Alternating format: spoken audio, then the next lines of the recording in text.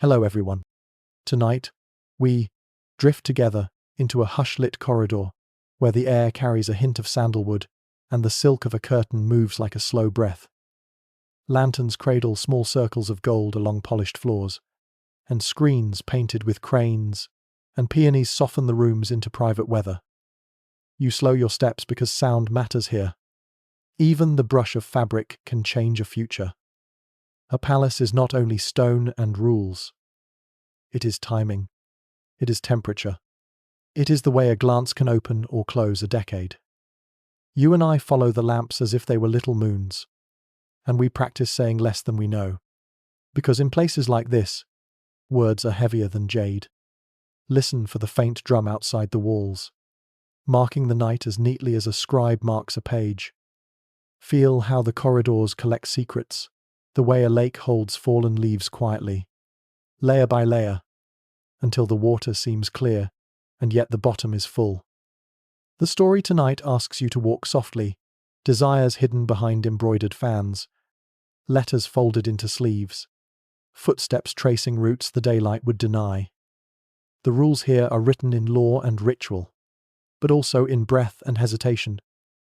Courtiers speak in curves, not lines. Eunuchs move like commas between sentences, pausing one conversation, permitting another. The palace claims to be a garden of order, yet every garden has corners where shade lingers and roots tangle. You might not even survive the silence of these halls if you forget that silence is not emptiness but arrangement. In the hush, rumors can grow like climbing vines. In the hush, a smile can be mistaken for permission, and a line meant to protect a dynasty can become a veil that hides injuries and inventions alike. Tonight, we will look into one of the palace's most delicate shadows, the whispered passages between concubines and officials, the trials that were said to have been held, the accusations that visited women like winter drafts under a door. Some claims were as sharp as frost, some were only fog. Between them, reputations cracked, families bent, and history learned to write with both ink and breath. Before we begin, if this kind of gentle journey through the past helps you rest, please like and subscribe. It tells the lanterns to stay lit and the storytellers to return. And tell us, softly, in the comments below, where are you listening from?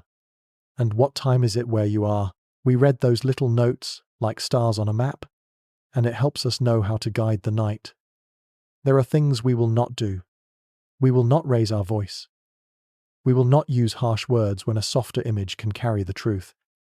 When the record says judgment, we will hear wait. When the record says disgrace, we will look for the hand that held the pen. We will remember that courts had laws, but also fears, that dynasties had rules, but also wishes, that the line between safeguarding a throne and shaping a story was often thin as silk and just as easily torn. Now, turn off the lights, maybe turn on a fan for a gentle background noise, and let's begin our journey together tonight. We begin with the setting, because a story about hearts and signatures cannot be told without furniture and footsteps. Imagine a city where the palace is a small world, fenced by ceremony. Gates are not only doors, they are hours. Each threshold you cross changes what you are allowed to know. You and I move with a low-burning lamp through the outer courts where officials rehearse sincerity. Their robes are the careful grammar of loyalty. Their sleeves hold notes that travel farther than footsteps. The law says the palace is a sanctuary of lineage. The emperor's blood is a river that must not be troubled. Around that river rise terraces of rules: who may stand where, who may speak when, who may look at whom. The words are clear on bamboo and silk, but people are not bamboo and silk. People have weather. In this weather, concubines are not merely ornaments. They are part of a calendar, part of a map of alliances. Names in the register are like constellations. Some blaze, some dim, some vanish when a cloud crosses. The women learn to walk in narrow paths between affection and appearance.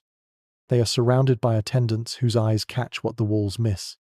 Their days are a slow embroidery of lessons music. Poetry, the art of listening so well that their silence gathers power. Their nights are measured by which lamp is lit, which mat is unrolled, which door opens. To say that desire is absent would be untrue. To say that desire rules would also be untrue. Desire here is not a simple flame. It is a lantern inside, many lanterns. And each layer of paper gives it a different color. Officials, for their part, live under another canopy of expectation.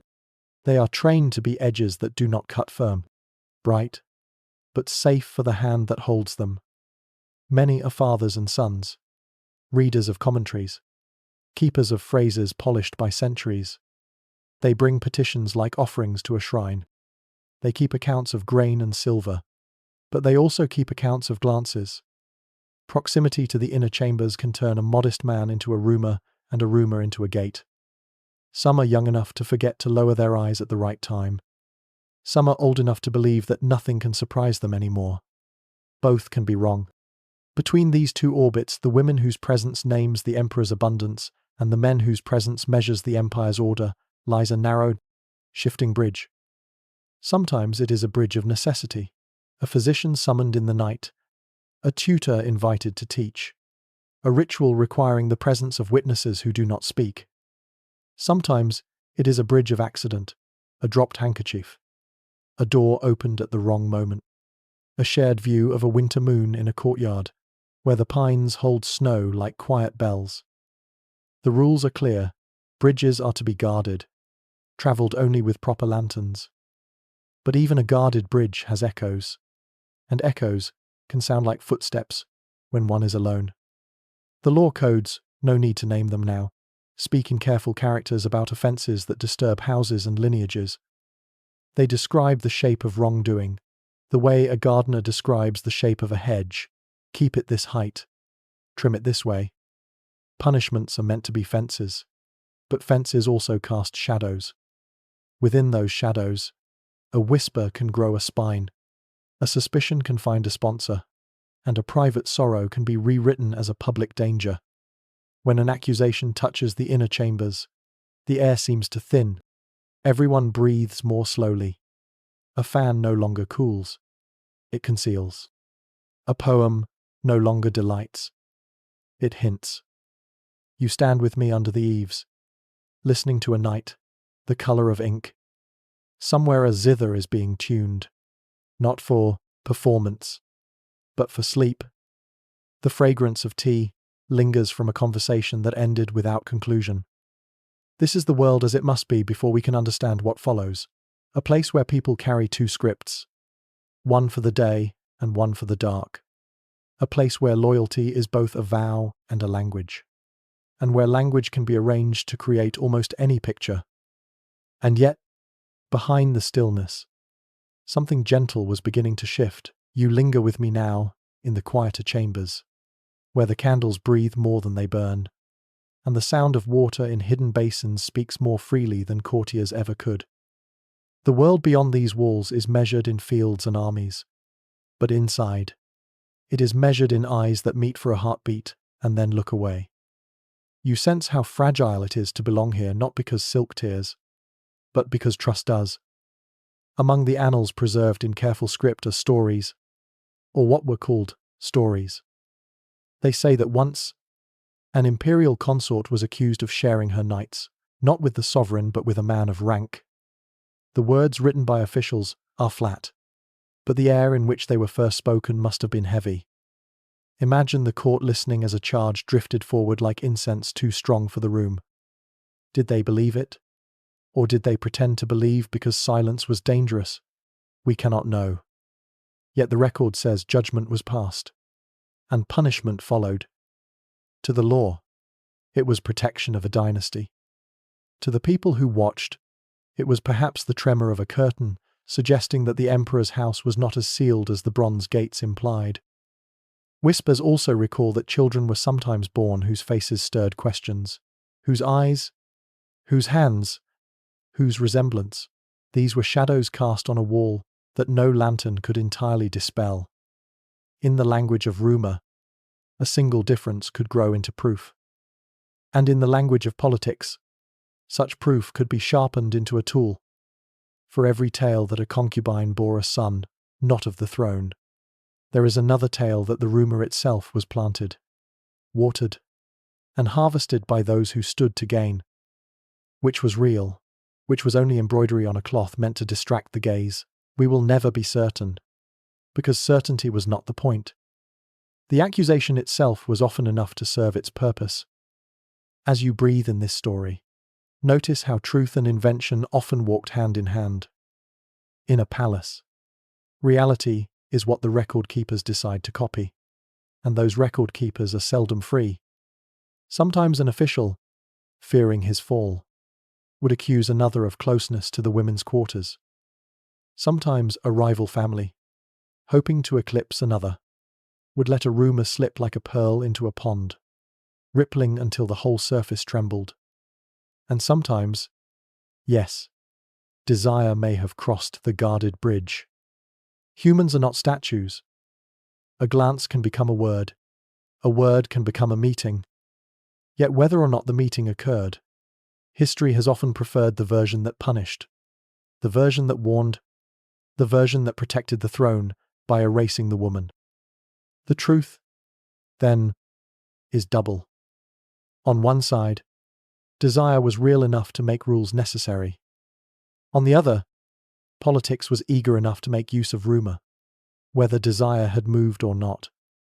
You and I walk here between both walls, listening for which echo belongs to feet and which to wind. It is not easy to decide. And perhaps that difficulty was always intended, for ambiguity itself protected the dynasty. Fear alone could be as effective as proof. Tonight, you lean with me against a pillar painted with dragons. The air is cool, the corridors are long, and somewhere beyond, a voice recites verses about loyalty that sound like water on stone.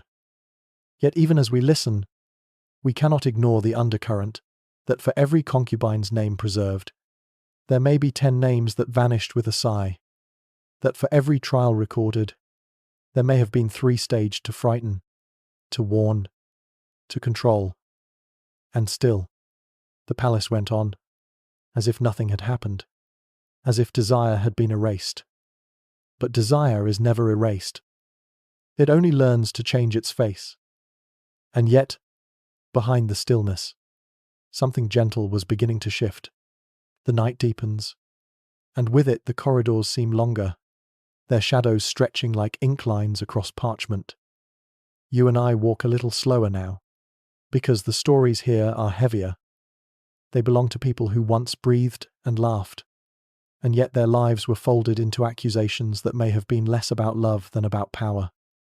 Consider the world of the harem, where dozens, sometimes hundreds of women lived under the same roof, their days paced by rituals and by the unpredictable rhythm of summons.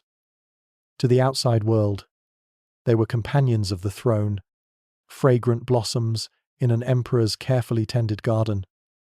But to each other, they were also rivals, allies, or silent witnesses.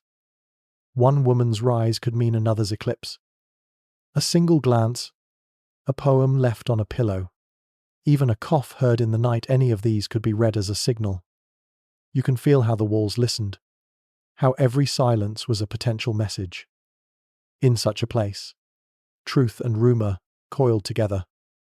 Suppose a young consort gave birth to a child, and whispers rose that the emperor had not visited her chambers in the months before. The midwives might swear loyalty, but someone else could suggest another man had stepped through the gate. A eunuch delivering food, a court musician teaching an instrument, a tutor for the classics, any of them could be turned into the shadow of an accusation. And once suspicion was planted, it grew faster than bamboo in the summer rain. Punishment, when it came, was dressed in the language of righteousness. Trials were held in secret, with scrolls of precedent and law laid out like weapons. The woman stood accused not only of disloyalty, but of threatening the empire itself. Because if the child she bore was not of imperial blood, then the line of succession was a house with a cracked beam. To the court, this was treason in silk. To the woman, it was perhaps only longing, or perhaps nothing at all, only a false story written to erase her place. You feel it, don't you? How quickly desire became indistinguishable from intrigue. An official jealous of another's influence might whisper that his rival was too often near the inner gates. A family wishing to weaken a queen's clan might spread a tale that her attendants carried hidden letters.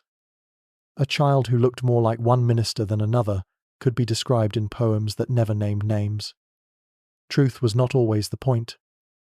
The charge itself was a blade, sharp enough to sever ties and shift the balance of power. And yet, we cannot dismiss every story as invention. Behind the curtains, hearts still beat, young women still dreamed, men still longed. The palace was a fortress, but no fortress is without doors. A forbidden word, spoken in the hush of dawn. A hand that lingered too long over a cup of tea. A shared sigh at the sight of plum blossoms in winter. Small moments could swell into something larger. And when caught, the empire preferred to believe in sin rather than in chance. So what was real? And what was created? Perhaps both at once. Perhaps a rumor could begin with a spark of truth, then grow into a bonfire fueled by politics. Perhaps sometimes there was no spark at all, only the need for fire. You and I are left to walk in that twilight, hearing the footsteps but never knowing if they are of the living or only of memory. The incense has nearly burned down now, leaving a thin line of smoke that twists like a question without an answer. You sense that the stories were never about passion alone. They were about control, about fear, about the way an empire guarded itself not only with armies, but with silence, with suggestion, with accusations that could not be proven yet could not be denied. And yet, behind the stillness, something gentle was beginning to shift. You and I drift further inward, where the echo of footsteps grows fainter, yet the pulse of stories grows stronger. Here, in the secretive chambers of the harem, politics was not an abstract Game of Thrones, but a living current. Every woman carried her family's hopes. Every attendant carried whispers. Every servant's silence was as important as an edict. To live here was to balance on silk threads stretched over an abyss. The chronicles speak cautiously, but if you listen between the lines, you can hear the creak of hidden doors. One record from a dynasty long past describes how an official was suddenly demoted, stripped of rank, and vanished from the court. The cause?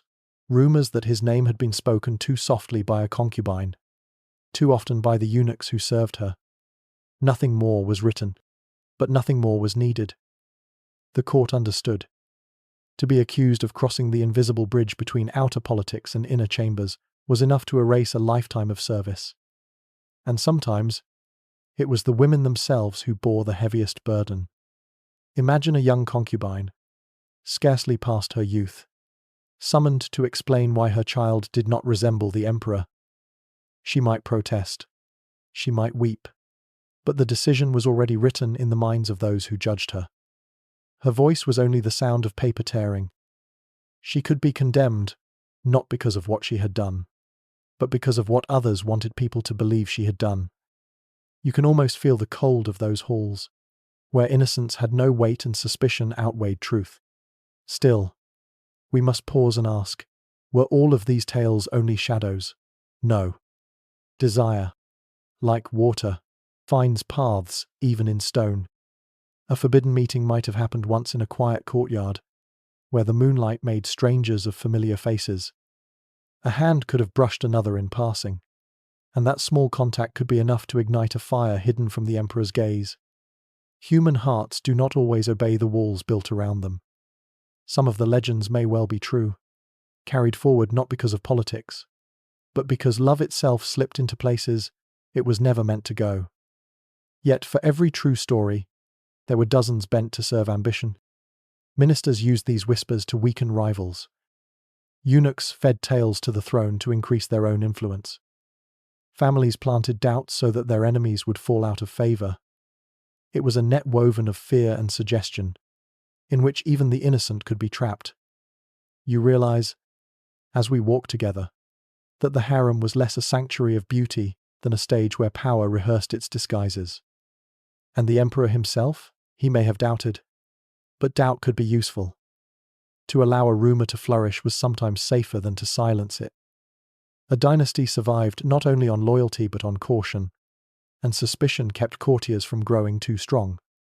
Thus, the stories of unfaithful concubines and reckless officials became tools, whether real or imagined. They reminded everyone that the throne was always listening. The lanterns flicker, as though stirred by the same uncertainty. You and I stand at the edge of a courtyard where plum trees bend under their blossoms. The fragrance is sweet, almost too sweet, and it lingers like the memory of accusations long past. The truth lies hidden under layers of rumor, as unreachable as the stars reflected in the water basin. And yet, behind the stillness, something gentle was beginning to shift. The courtyard narrows, and the night air carries the coolness of stone that has listened to too many secrets. You and I step quietly, because here the whispers become sharper. They speak of trials real or staged, where concubines stood accused, not simply of longing, but of endangering the very thread of the dynasty. Imagine the chamber of judgment, tall screens painted with cranes, their wings frozen mid-flight, incense curling in heavy spirals. Officials seated in precise rows, their eyes lowered but their ears hungry. The woman stands behind a curtain, her voice trembling yet determined. She pleads that her loyalty was never broken. But around her, the silence is not neutral. It leans, it tilts, it already has a direction. For in such trials, the outcome was often chosen before the first word was spoken. The law was less a search for truth than a performance of stability. And you feel the cruel irony sometimes. The very eunuchs who watched most closely were the ones who whispered first. A servant who resented her, a rival family eager for her downfall, an official seeking to prove his vigilance, all could feed the fire. Once the flame was lit, it spread faster than reason could contain it. The concubine might be sentenced to exile, or forced to take the bitter cup, her name erased from records, except as a warning. And the official, if named as her accomplice, might be stripped of title, reduced to a shadow of a man who once stood tall in court. But listen, not all these stories were real. Many were nets cast across the water with no fish inside. A rival could accuse simply to weaken another's household. A son eager to rise might tarnish his elder's name. And sometimes, even the emperor allowed the story to breathe. Not because he believed it, but because it reminded his court that no one, not even the most favored concubine, stood beyond suspicion. It was a lesson etched in human lives. The legends of children born under clouds of doubt carry the same ambiguity. Were they truly the emperor's blood? Or were they targets of envy and political knives? A boy whose face resembled a courtier might grow up in silence, his lineage whispered about for generations. Or perhaps he was no different at all, his resemblance only the invention of jealous tongues. In either case, the damage was real. The uncertainty clung to him like a shadow at noon, visible even when the sun shone. We walk together through this uneasy garden of truth and rumor. You hear the flutter of silk in the breeze and wonder, was it the sleeve of a guilty heart? Or simply the fabric of fear rustling where no guilt existed? History rarely answers. Instead, it leaves us with echoes, with questions that drift like the smoke of incense long after the flame is gone. And in these echoes lies the most telling truth, that the empire guarded itself with suspicion as much as with soldiers. That to accuse was sometimes safer than to prove. That, behind every tale of a forbidden love, there may have been politics dressing itself in the costume of scandal. The last of the night drums fade in the distance, soft as a heartbeat at rest. You and I pause, realizing that these stories, true or false, were never only about passion. They were about control, about the fragile balance that kept the palace standing. And still, beneath the stillness, something gentle was beginning to shift. You and I linger now in the deepest chambers of memory, where incense has thinned, and the air tastes of dust and old ink. The walls here carry scars of silence, and you feel how each story is both shield and weapon. To speak of a concubine's betrayal was not always to uncover sin, it was often to declare loyalty, to prove vigilance, to keep the empire's bloodline wrapped in watchfulness. Imagine an official kneeling before the throne, scroll in hand, his words careful yet heavy. He accuses not with fire but with frost, letting suggestion do what certainty could not. The emperor listens, his face unreadable. In that moment, the court holds its breath. Does he believe? Perhaps belief is irrelevant. The accusation itself is enough to remind the entire hall that boundaries are never to be tested. A single rumor can feel more powerful than truth when truth is too fragile to be proven. And the women? Their lives were a balance of painted beauty and invisible peril. A smile could be misread. A poem could be twisted into confession. A child's resemblance could be forged into evidence. A mother might watch her son taken away, his name altered, his lineage questioned. In the hush of her chambers, she would not know whether she had been punished for her own heart or for someone else's design. You can almost hear her breathing in the dark, steady, resigned, like a candle choosing how slowly to fade. Yet within this severity, the human heart remained restless. Even knowing the risks, there were those who dared. A shared glance across a garden might bloom into meetings hidden among scrolls or prayers. The court's rules were iron, but desire slipped between them like water through stone. Was it foolishness? Was it courage? Or was it simply the refusal of the heart to accept that duty must always choke longing? We cannot know, because history has buried most of these moments in silence. But the silence itself suggests they once existed. For every tale of punishment, another tale hints at invention. Enemies used the charge of forbidden love as a blade honed without blood. It cut reputations, severed families, and left no proof behind. Those who fell could not defend themselves, because defense itself might sound like guilt. It is here you understand that truth in a palace was less important than stability, and stability was often maintained by fear. Still, legends of children born beneath suspicion never died. They drifted through generations, embroidered into songs, recorded in hushed notes. Some said emperors raised sons not their own. Others swore that these stories were nothing but slander, weapons of rival factions.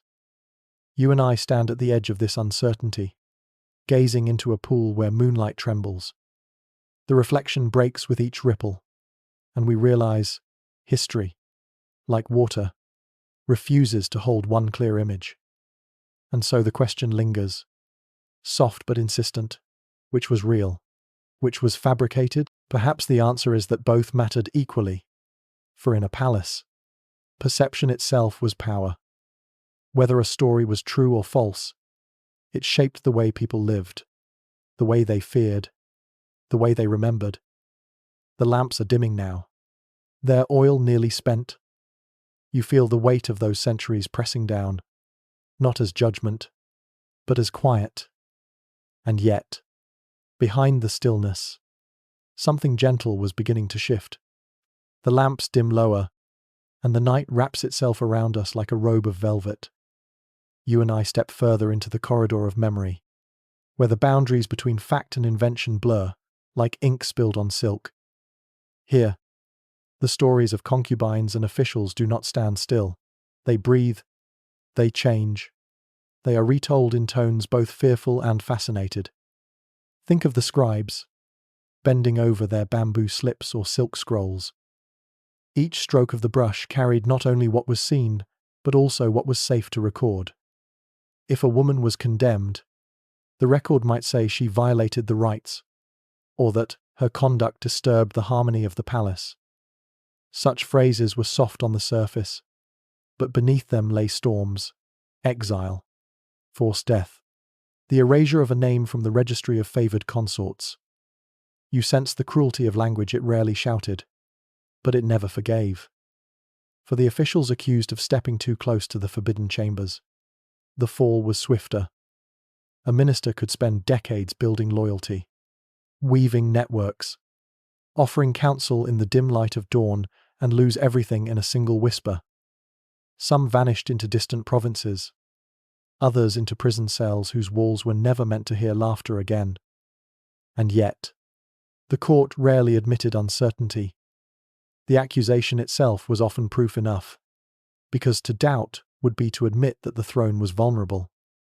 We cannot ignore, however, the human shadows behind these records.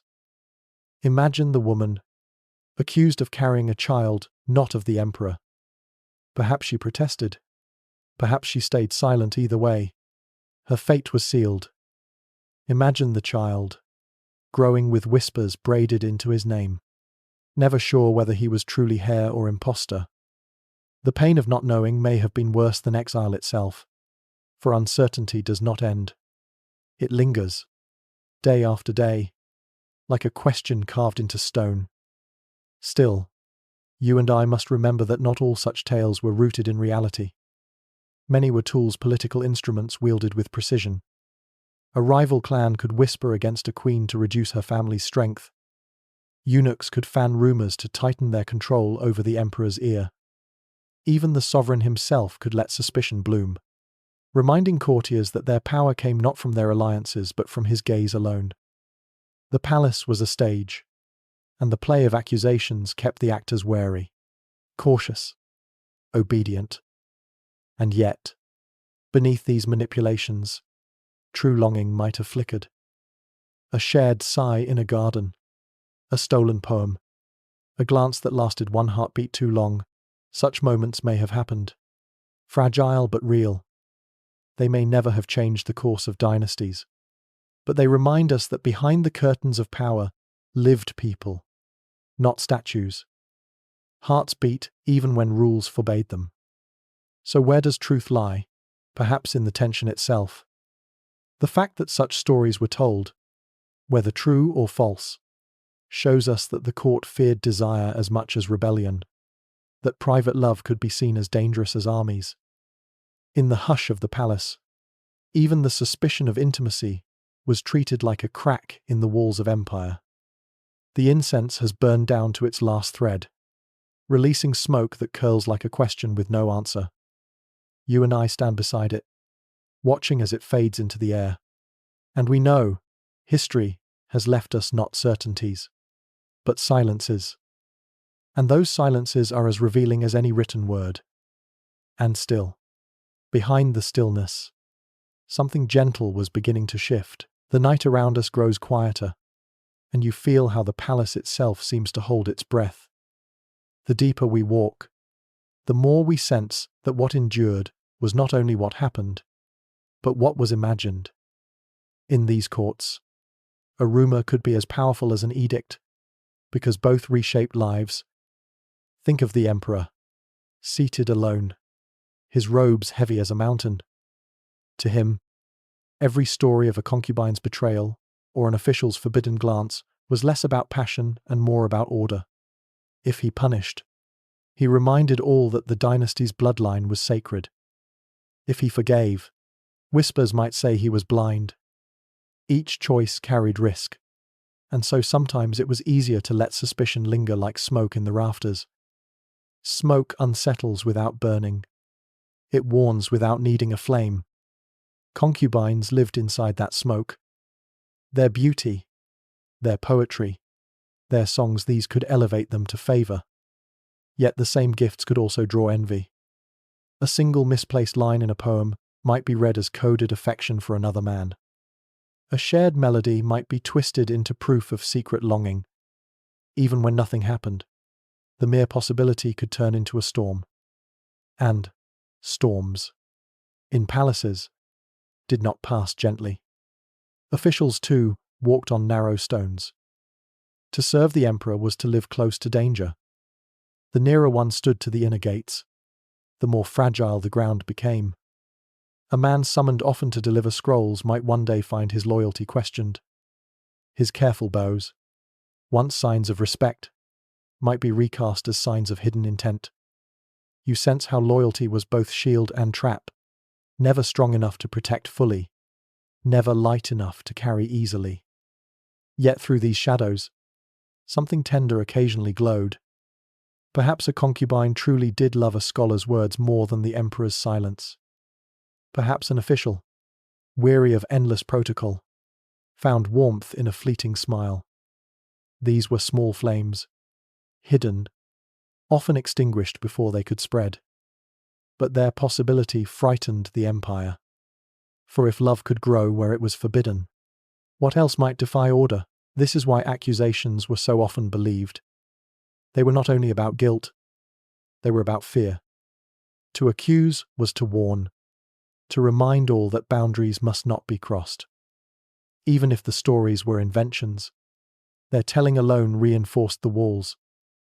And so history preserved them, not as truths to be verified, but as lessons to be remembered. You and I stand now at a carved window, looking out at a courtyard bathed in moonlight. The stones gleam pale, as if they too have heard every rumor and absorbed every silence. Somewhere beyond, a zither string trembles, the sound thin but lingering, like the breath of someone who once dared too much.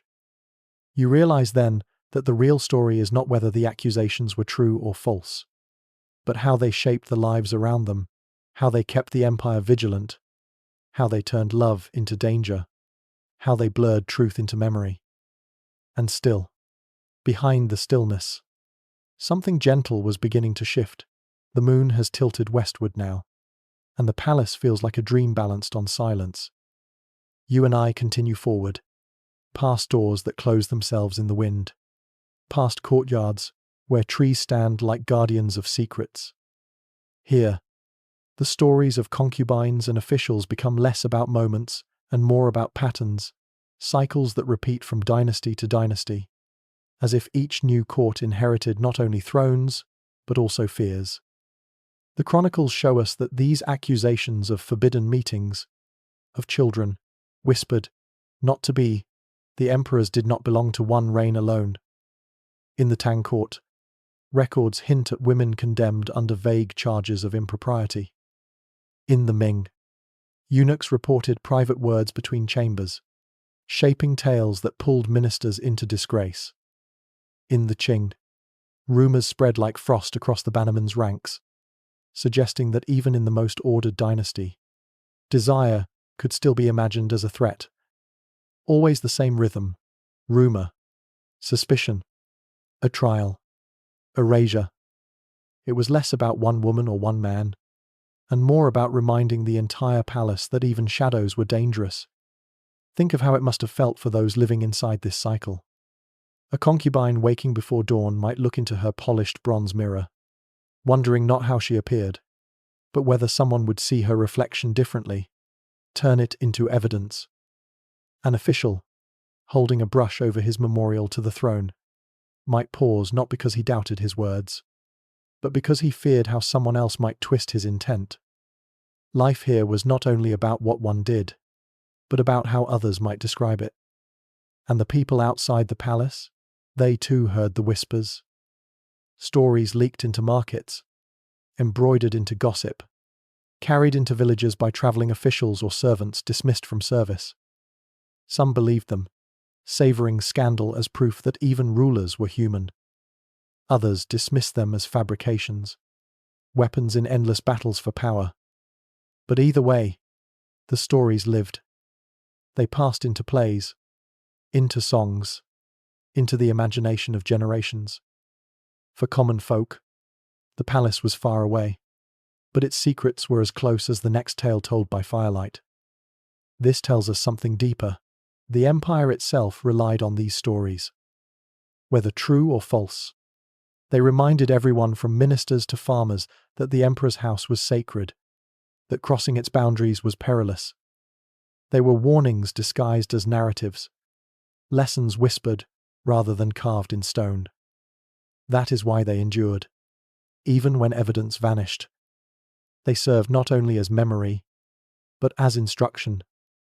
And yet, as you stand with me under the shadow of a carved dragon beam, you sense that truth itself was never the goal. Control was, order was, and so, to this day, we cannot say with certainty which children carried imperial blood and which carried only rumor, which concubines loved in secret and which were condemned unjustly. What we can say is that every such tale carried weight far beyond one life. Each one kept the palace vigilant, the officials cautious, the empire bound by silence. The lantern ahead flickers, as though it too has grown weary of holding back the dark. You and I pause, feeling the centuries press closer. And still, behind the stillness, something gentle was beginning to shift. The lantern's flame grows small, trembling, as if it, too, remembers. You and I pass through a gate whose wooden beams have heard centuries of vows, betrayals, and silences. The air is colder here, carrying the hush of trials long faded. It is in this hush that truth and rumor melt into one another, until even historians cannot separate them. Consider the logic of the empire.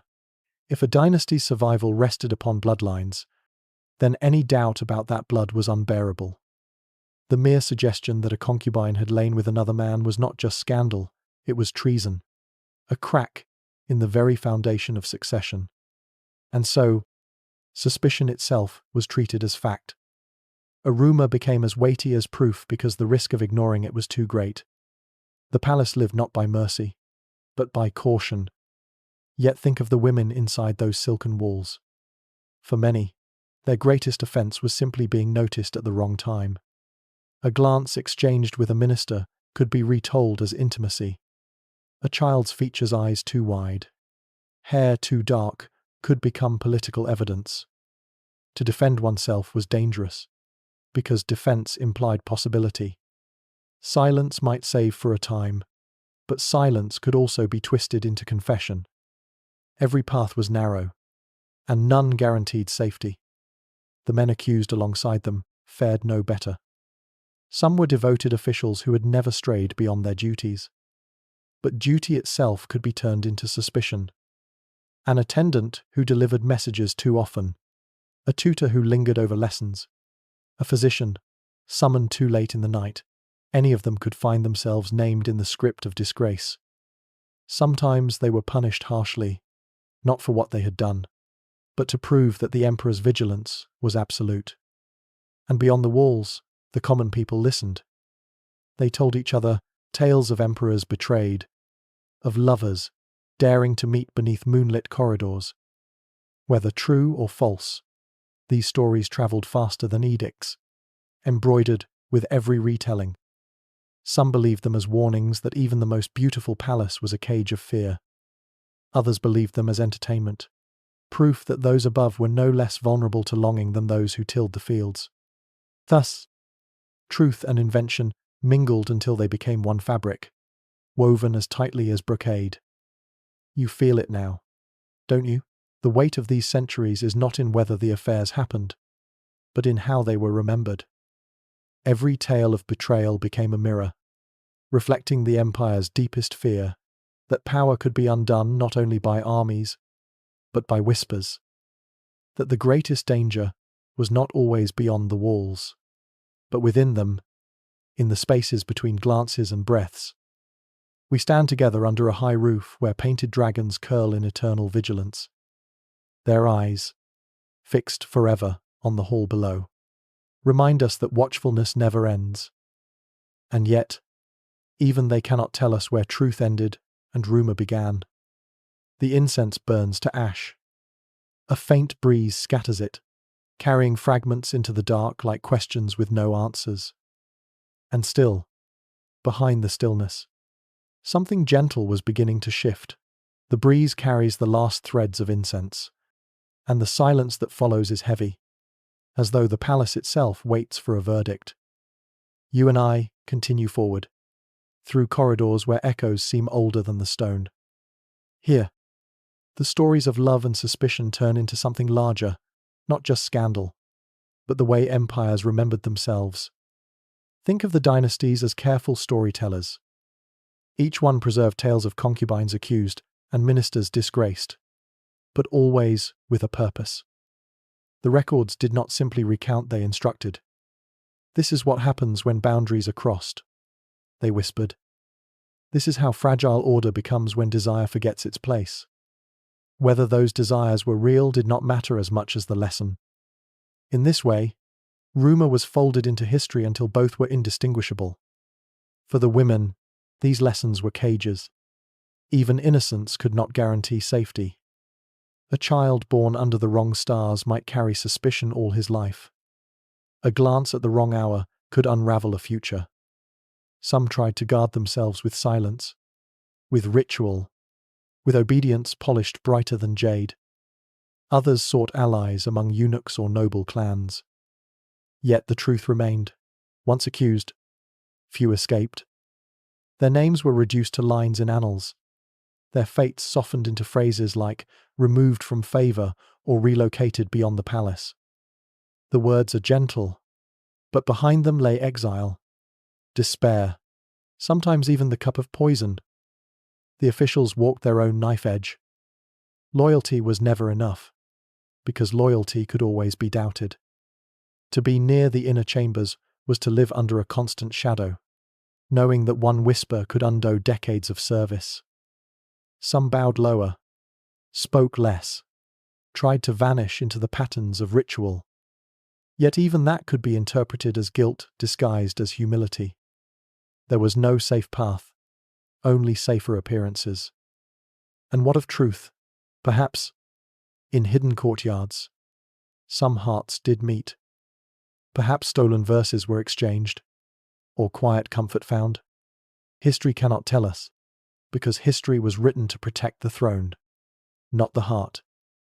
What we do know is that emperors feared even the chance of such unions. For if lineage was questioned, succession itself trembled, and with it the dynasty. To protect the crown, suspicion became as sharp as steel. Outside the walls, people carried these tales like lanterns in the dark. Some used them to mock the distance between ruler and subject, saying even emperors could be deceived. Others treated them as morality plays, warnings of what desire might destroy. And still others embroidered them into songs and dramas, where concubines became tragic heroines and officials doomed lovers. In the imagination of the people, what the court tried to suppress became a story that endured. You and I pause here, in a courtyard, where moonlight touches the stone, as if tracing forgotten footsteps. We cannot separate truth from rumor, but perhaps we do not need to. For the power of these stories lay not in what happened, but in what they meant. They reveal an empire's fear of intimacy, its distrust of longing, and its need to weave control even into the private lives of its own blood. The night grows deeper. The lanterns are nearly spent, their glow no more than trembling halos. And yet, behind the stillness, something gentle was beginning to shift. The last of the lanterns trembles, its wick bending low, and the palace seems to fold back into shadow. You and I walk where only whispers remain, the corridors almost empty, yet still carrying the memory of voices that once decided fates. Here, truth, rumor, and silence have merged so completely that they can no longer be untangled.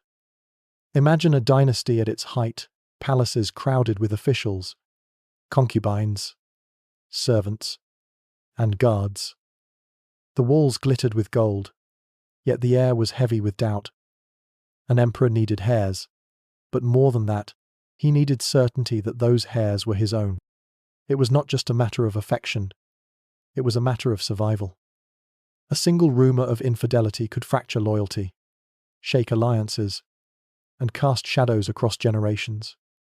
So the court learned to guard itself with suspicion, as if suspicion itself were a weapon sharper than any blade.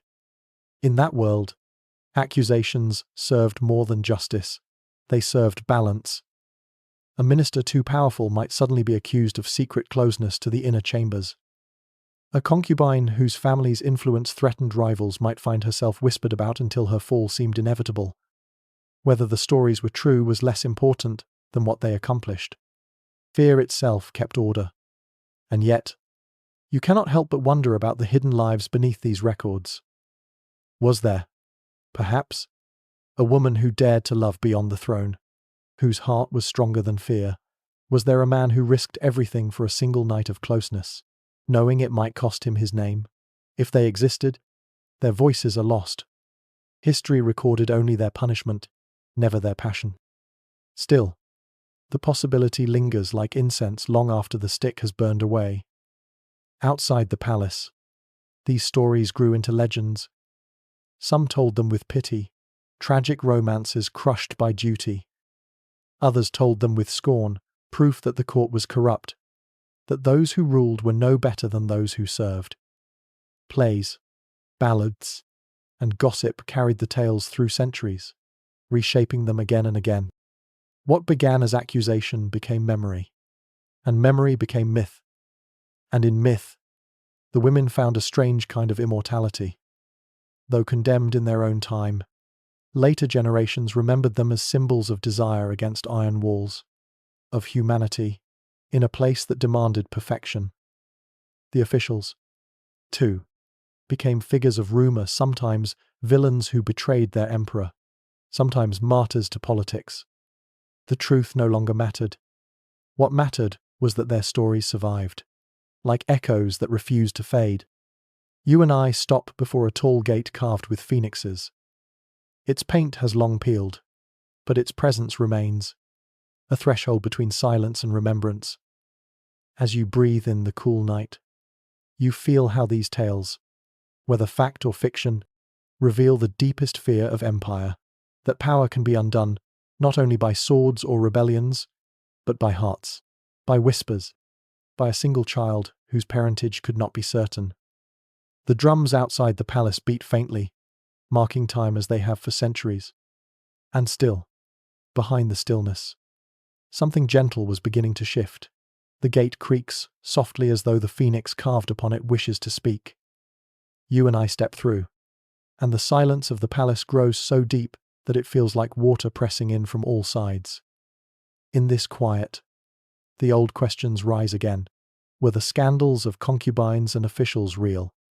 Or were they inventions painted with the brush of politics? The records never give us certainty. Some write of trials where women were accused of birthing sons who did not resemble the emperor. Others mention ministers who disappeared overnight, their names erased with strokes of ink, the explanation left deliberately vague.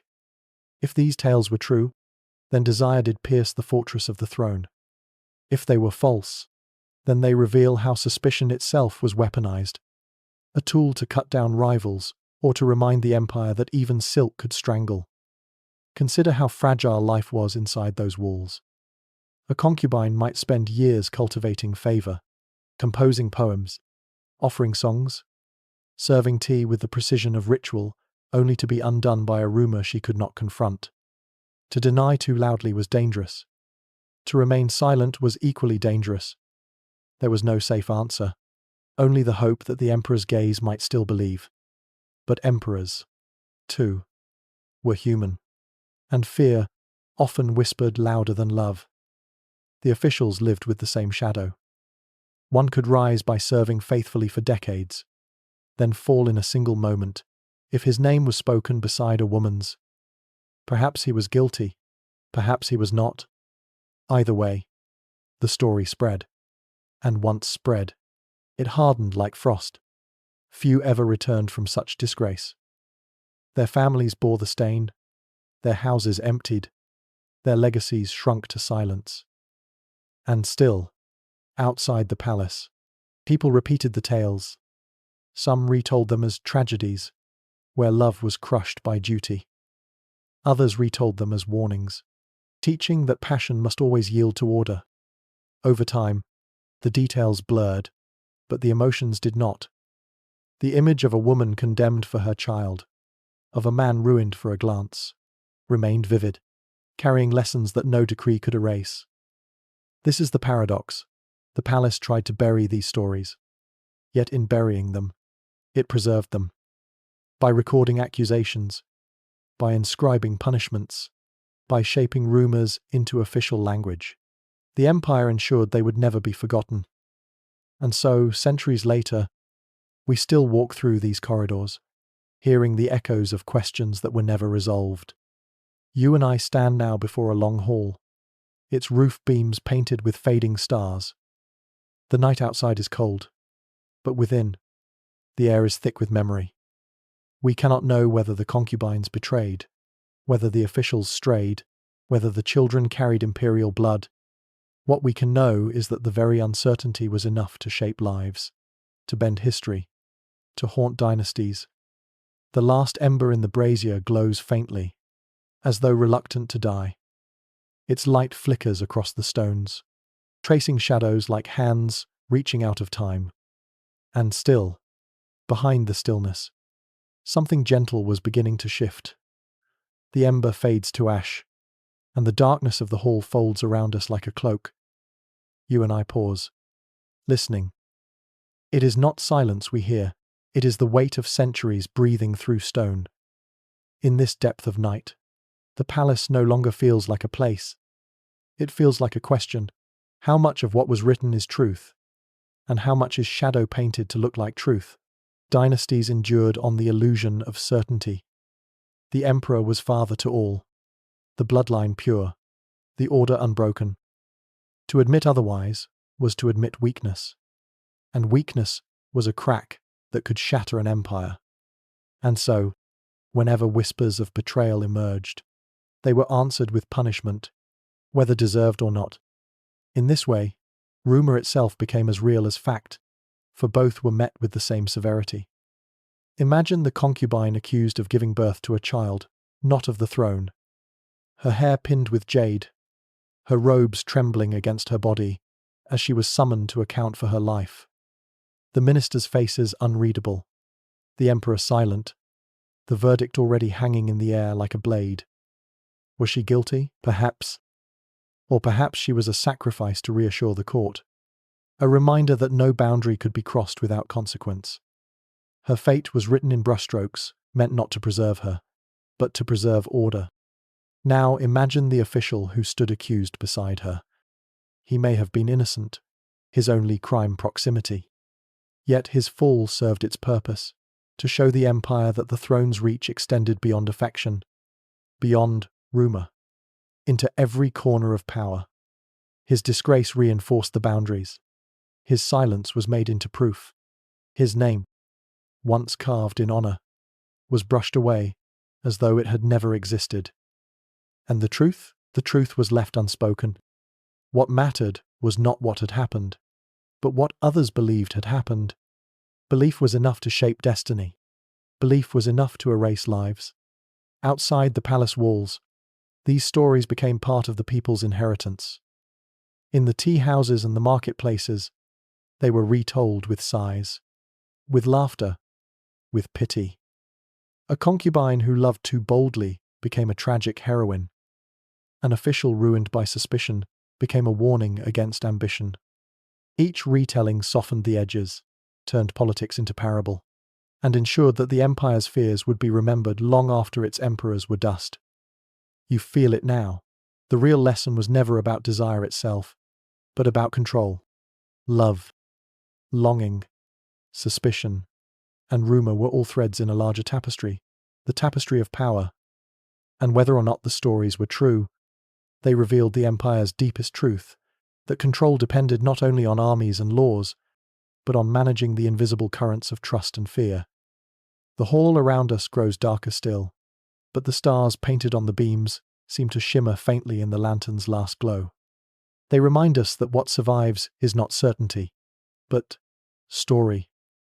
And still, behind the stillness, something gentle was beginning to shift. The painted stars above us blur into shadow as the last lantern falters, and the palace feels more dream than stone. You and I continue. And the hush here is not empty, it is layered. Like silk upon silk, each fold holding a story never told fully. Dynasties were careful to preserve grandeur, but grandeur alone could not silence doubt. The more radiant the emperor's image, the more threatening were the rumors that might crack it. Thus, concubines accused of secret liaisons were not judged as individuals, they were judged as symbols. Their downfall reassured the empire that the throne remained unsullied. Even if their innocence was bright as moonlight, the record would darken it, for shadows were safer than unanswered questions. For the accused officials, the pattern was the same. They were reduced from pillars of state to warnings overnight. A man who had served loyally might find his life rewritten with a single charge, his loyalty forgotten, his face remembered only as one who disturbed the harmony of the palace. In truth, perhaps he was guilty, perhaps he was not, but the empire needed examples more than it needed facts. And so the palace wrote with deliberate ambiguity. Phrases like conduct unbefitting or disturbance of order told everything and nothing. They preserved the dignity of the throne while erasing the dignity of those accused. History, written this way, became a hall of mirrors, reflecting not lives as they were, but lives as the empire wished them to be remembered. Still, listen closely. In the silence between those brushstrokes, you can almost hear another voice. A woman whispering her innocence into the night. A man murmuring his loyalty even as he is led away. A child wondering why his lineage is doubted. Their voices never reach the scrolls, but they reach the air, the servants, the people beyond the gates. And the people, in retelling, gave them a different immortality. Outside, the stories became theatre.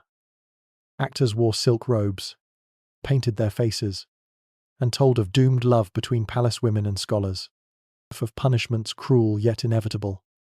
Audiences wept, not because they knew the truth, but because the truth no longer mattered.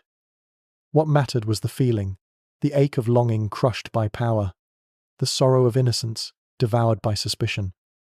In this way, rumor transformed into legend, and legend endured longer than fact. You and I stand now in a courtyard where the stones glisten with dew, silvered under the fading moon. The air is cool, and the silence tastes of endings. You realize that the palace itself has become a storyteller, one that preferred ambiguity to clarity, fear to certainty, silence to confession. And through that silence, dynasties survived. But for us, centuries later, the silence feels different. It invites not obedience, but reflection. It reminds us that every empire, no matter how powerful, was built not only on victories and decrees, but also on fragile human hearts, hearts that beat quietly, sometimes too quietly to be remembered. The dew gathers, the stars grow faint, and dawn waits at the edge of the horizon. And still, behind the stillness, something gentle was beginning to shift. The sky beyond the palace roof begins to pale, though here within the walls, shadows still cling. You and I move more slowly now, as if the corridors themselves are tired from carrying so many secrets. What remains is not scandal or judgment, but a lingering question: what was truth, and what was invention carefully dressed in silk? Dynasties never admitted uncertainty. To rule was to claim absolute knowledge, and so they painted their scrolls in black and white. A concubine accused of betrayal was guilty because she had been named. An official accused of overstepping was disgraced because silence had fallen on his side. In a world where doubt could undo an empire, doubt itself was forbidden. And so, stories that may have been born as rumors hardened into records, and records became history. Yet step closer with me. Behind every decree, there was a life. The woman who once sang in the garden, who whispered poetry beneath lanterns, suddenly reduced to a phrase, removed for impropriety. The man who offered counsel in council halls for decades, suddenly rewritten as one who disturbed the order of the palace. Their humanity disappeared into formulas, their voices flattened by brushstrokes. The empire survived, but at the cost of countless erased hearts. Still, hearts cannot be fully erased. Servants carried memories beyond the walls. Storytellers embroidered them into tales. Villagers repeated them by firelight. Over time, what the dynasty sought to suppress became what endured. Concubines accused of sin became tragic heroines in dramas. Officials disgraced became noble martyrs in song. The people, in their retelling, gave these shadows a second life, one shaped less by politics than by longing, sorrow, and imagination. And perhaps this was the truest legacy. For even if the rumors were false, they revealed what everyone feared and desired, that love might flourish where it was forbidden, that loyalty might break where it was most demanded. These stories, half truth and half legend, carried more honesty than the official records, because they spoke not of laws, but of the fragility of being human. You and I stand now at the threshold of dawn. The palace stones are cool beneath our feet, but the horizon beyond glows faintly, promising light. The drums that mark the night grow quiet, as if the empire itself has fallen asleep. All that remains is the question, were the tales of concubines and officials truth? Or were they inventions of fear? Perhaps both. Perhaps neither. What matters is that they endured, and in enduring, they show us that power is never only about armies and crowns. It is also about whispers, glances, and the uncertainty of the human heart. The first birds call faintly beyond the walls. The night is almost over, and the palace grows softer, less threatening, more like memory than place. And still, behind the stillness, something gentle was beginning to shift. The sky lightens, and the palace that seemed so vast in darkness now feels smaller, its shadows retreating into corners. You and I step together into the edge of dawn, and the stories we have gathered settle around us like mist, neither entirely real nor entirely gone.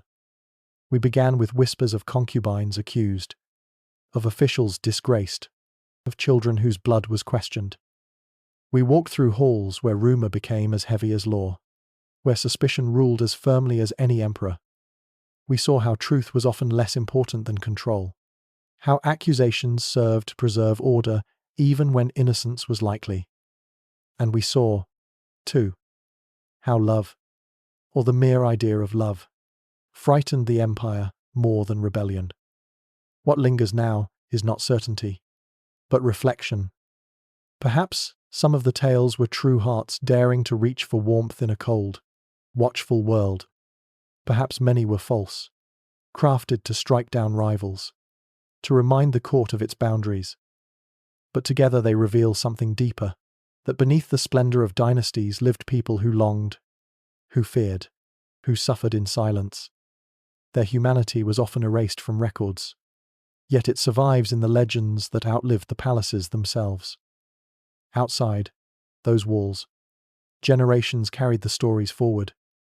In markets and theatres, the people retold them, turning scandal into song, tragedy into plays, rumor into memory. What emperors sought to silence became what endured. And, in those retellings, concubines and officials gained a strange immortality, not as sinners or traitors, but as reminders that even within the strictest order, the heart cannot be fully contained. Now, the lanterns are gone, the incense burned away, and the palace is only a shadow against the rising sun. You and I stand at its threshold, listening to the faint echo of night drums fading into memory.